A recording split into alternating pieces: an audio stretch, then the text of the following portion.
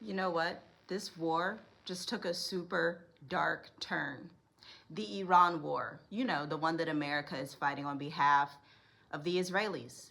There's been so much that's happened. I mean, we're probably on day 20 or day 21 by now. And you know that the start of this war, it happened on a Saturday, on a Shabbat, and it was like, surprise, wartime.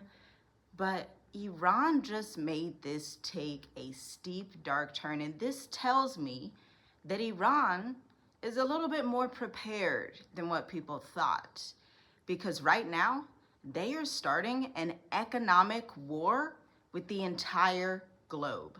And I'm gonna break it down for you because it's pretty insane. Make sure you stay tuned to the end because Iran, they just knocked out 17% of Qatari energy. What do you think that means for Qatar and the rest of the world? You know, there are moments in history that do not announce themselves like a parade. No marching bands, no official declaration that says, you better pay attention. No, the ground is already quietly shifting beneath you. I know you already feel it in gas prices, especially if you're in America, especially if you are in Europe. But these moments, they arrive quietly. A headline slips across the screen. A number appears almost too small to even stir alarm. And in times of war, I believe this administration in America does not want to stir too much alarm. You don't want people to be too awake, too aware of what is going on, which is one of the reasons, remember, Joseph Kent, the director of counterterrorism intelligence, is now under FBI investigation. America is quite literally turning into a neo-Nazi regime that you can see right in front of you, right in your backyard. Now, as I said, 17% of Qatar's liquefied natural gas capacity has been knocked offline following the Iranian strike. Repairs may take, get this, actually, I want you to drop and let me know how long you think the repairs are gonna take. Are you like, it's gonna take a couple of days, maybe a month, maybe 2 months? Drop it down below, but I'm about to tell you in 5 seconds. 5, 4, 3, 2, 1. The repairs could take 3 to 5 years. Iran is striking infrastructure in a detrimental way to the global economy. I mean, if America and Israel thought they were just gonna boom, bam, be done in this war, it's done in 20 days, well, clearly they have another thing coming because Iran is not focused necessarily right now on taking out the leaders, but it wants to break the wealth of America and Israel and any nation that decides to get involved. Now, if you remember, Joseph Kent, his letter actually said that President Donald Trump, he warned him that this is going to deplete America of its patriots, its humans, and it's going to deplete the wealth and resources of America. And it seems like that's turning out to be a little bit more true than anyone could have imagined. Now, here's the artery you don't know you had. Qatar is not a major player in the global energy theater, but in many respects, it's one of the quiet engines of natural gas traveling across oceans, fueling cities that will never even know its name. Like, Qatar provides energy, I'm thinking most likely from Europe. I could look it up real quick, but I'm thinking Qatar supplies some of that 17% oil reserves and energy reserves over to Europe, okay? It warms those houses over there, powers factories in Asia, steadies grids that would otherwise flicker and fail.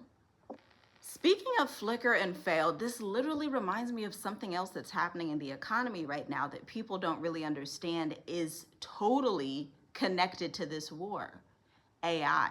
You see, AI, the innovation has gone off on a way that people can't even catch up anymore. Like, if you are not learning AI, and I'm not talking about prompts to create a cute little post, that is not the best that AI can do. How do I know? Well, I've been working with tech companies. They went from 10 million in venture capital funding to 350 million in capital, like in revenue, in just 2 years. Yes, I work with you. These are my clients. And when I did that work, I had to try and trick AI.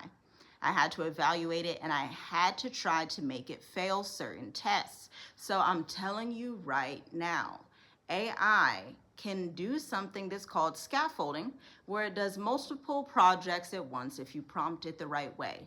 Now, this is something that I've been teaching entrepreneurs recently. I've been dealing with AI in my business, Tiffy Writes, a business of 10 years, have gotten my clients over $31.9 million to date in collective revenue. But this weekend, Sunday, March 22nd at 7 a.m. Eastern, I'm teaching an AI intensive so that I can pull everything that I've learned from tech evaluations and contracts out in California with the big tech companies and bring it to your firm. Because here's the thing, since 2016, I've always felt like Black women and Black-owned businesses deserve to have the same access as these venture capital funded firms. And so I'm ready to teach you everything I know. Visit the link in the description. There are 3 spots available. Once they are gone, that is it, because your girl is busy. Now, this is really, really important. I need you to understand that removing 17% of that energy capacity in Qatar is not like flipping off a light switch. It's not like, oh, okay, reinstall the light bulb. No, this is like cutting an artery. Like an artery in your body. Like if you cut your artery, you're gonna die within minutes because your artery supplies so much blood. And this is a disruption that's measured in years, not hours. What distinguishes this event from the usual drumbeat of geopolitical tension is not simply just the damage, it's the timeline. 3 to 5 years to repair this, and this just happened yesterday. In a world that's accustomed to convenience, to quickness, to let's get this done, let's do this, let's move over here, that seems like a literal eternity that Qatar is just quite frankly not ready for. I mean, Iran is kind of winning on the economic side, and the Gulf states just really crippling these Gulf states that used to be so lofty and high and so, oh my gosh, we're the richest area on the face of the earth. Well, not anymore. This is a huge structural dent for Qatar. Countries that depend on Qatar gas will begin looking elsewhere, not out of preference, but out of necessity. And necessity has a way of reshaping alliances faster than diplomacy ever could. So Europe is going to start looking back to Africa the way they always do. And Africa, you know, if it's like Burkina Faso, Niger, Mali, they're going to charge the appropriate rates, as they should. I think all of Africa should charge the appropriate rates. Just like, think of Africa, these African countries as businesses. Don't undercut yourself for an oppressor. Charge the appropriate market rate for your services. Now, in this case, the service is natural gas and energy, because here's the thing. Europe, they're kind of blessed right now that it's not happening in the winter. This is happening in the summer, but winter's obviously going to come again. And if this were to happen in the winter like this, it would mean a blackout for the entirety of Europe. Now, I don't know if y'all remember history class, but Europe used to be in the Dark Ages, and it sounded like it wasn't very fun. So this is why, for me personally, the African continent is my favorite. I mean, because we have solar power out here at our house. A lot of African countries, or at least the ones I've lived in, Tanzania and Mauritius, utilize solar power, utilize natural resources, utilize agriculture. All of these things help you to be able to weather the storm in World War III. And here's a little FYI. Markets, for all of their complexity, behave like animals. Like if you've been following the markets, y'all know my husband and I follow the markets daily because we are active investors. They do not wait for full information. They react to the scent. Just the mere scent of what is going on is going to shoot oil up today like crazy. Now your AI chips, your AI companies, they're going to have a deep plunge, okay? It's just reality. The AI bubble was already a thing, but when you bring in issues like this, like World War, chips not being manufactured enough, not having enough natural resources, and geopolitical tension where some countries decide, hi, America, you can't come get our chips anymore, you can't come get our resources because y'all acting a little wild out there. Well, unfortunately, America, although it makes the chips, does not have the actual resources to produce the chips, and that results in an economic bubble. I mean, most of the American economy, if we're quite honest, if you don't know, now you know, you should look it up, relies heavily on the Magnificent Seven, which are all AI and tech focused companies. And so if this sector alone bursts, America's economy hits the World War III Great Deep Insane Depression. And you do not want to be in America when that happens, because the dollar, although it's rising, it's inflation. So here's the thing. Let's break this down economically. The dollar is rising right now. It's very strong. But your gas prices in America are very strong as well. Your food prices, your home rates are very strong. It is the market where people are selling their homes and getting less for their homes. This is why I'm so glad that we sold our property at the right time. Seasons to everything under the sun.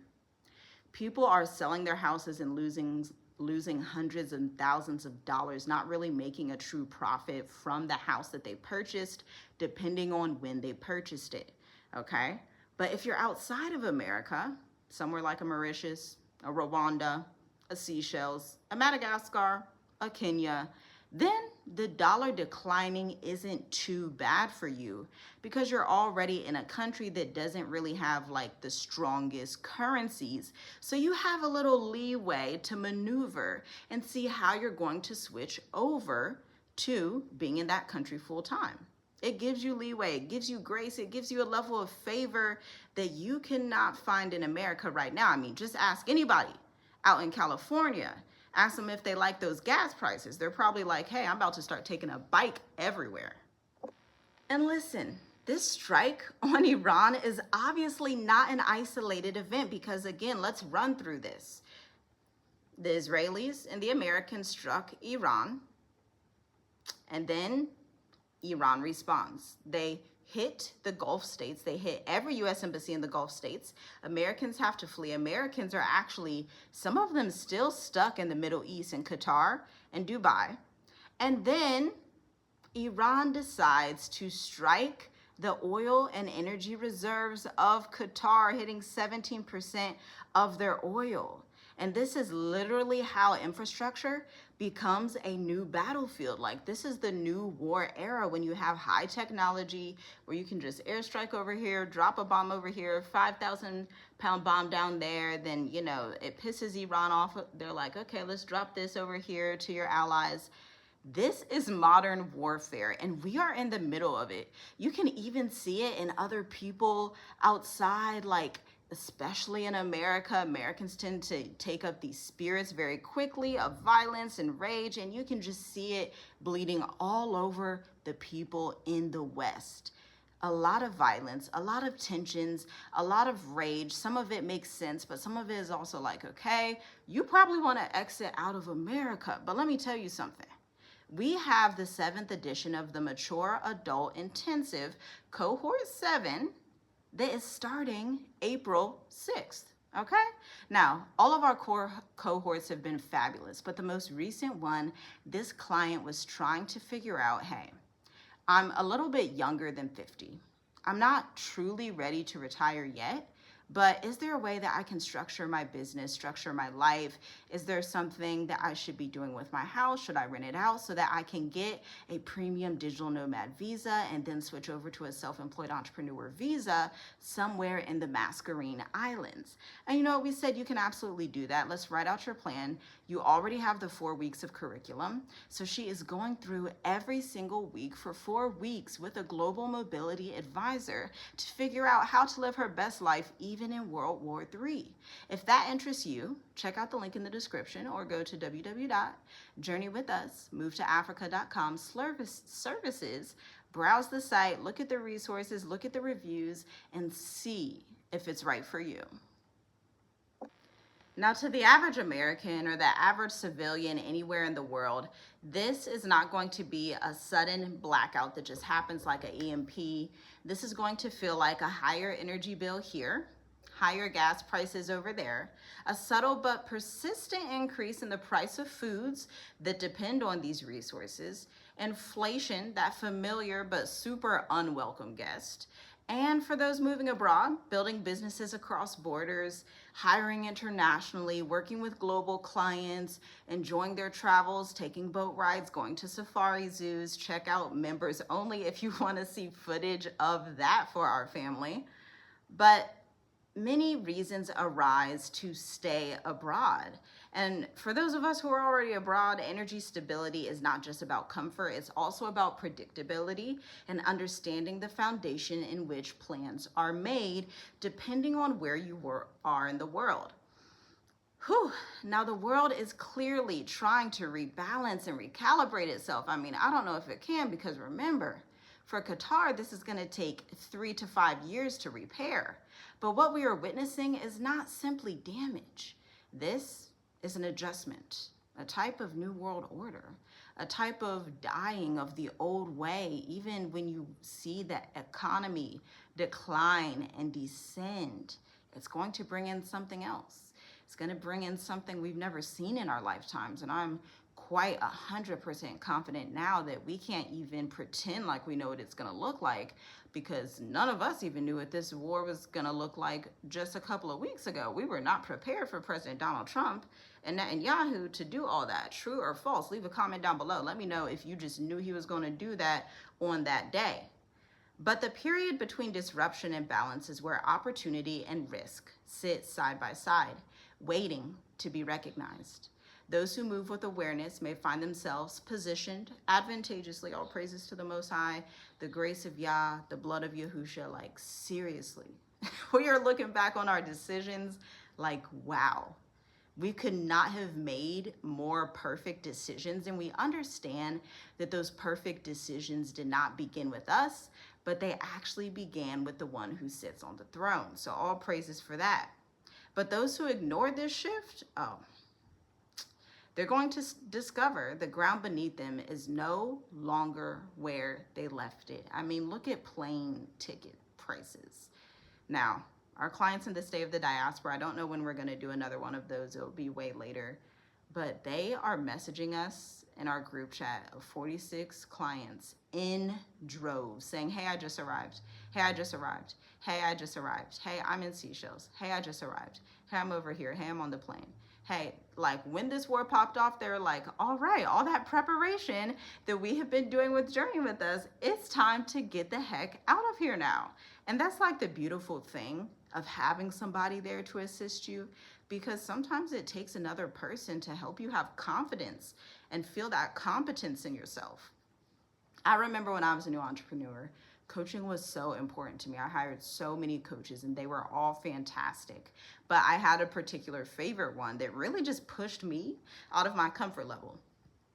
The me you see today showing up everywhere, I was not like this. I was like, I'm going to write my blogs and not be on camera and not speak and be hush, hush, hush. But here I am today, having the audacity to come and speak to the people like you who need this high knowledge and information, who need to understand even my history and where we have been throughout the world and why we make decisions like this. But here's the signal beneath the noise that you should know about. 17%. It's a number that's technically small enough to dismiss if you're not good with investing and if you're not good with numbers. It's easy to look at a headline and see only an event. Harder, but far more useful, is to see the pattern that this small event, 17%, contributes to. Energy is no longer just a commodity. Energy is a lever, a pressure point, a weapon of mass destruction, a language through which nations communicate without words. And in that language, this moment speaks clearly. It speaks in volumes, but clearly not enough for those unwilling to listen. Shalom, shalom. I'll see you in the next video. Hit the like button, share, subscribe. Check out the links in the description. And who knows what will be in the headlines next? Who knows what's going to happen next? But you know, we are going to prepare you as best as we can and come on here and discuss it with you so that we can all talk this through, no matter where you are in the world. If you're in America, if you're in South Africa, if you're in Angola, if you're in Mauritius, Seychelles, Europe, Asia, Thailand, Philippines, Japan, wherever you are, we got your back. See you next time.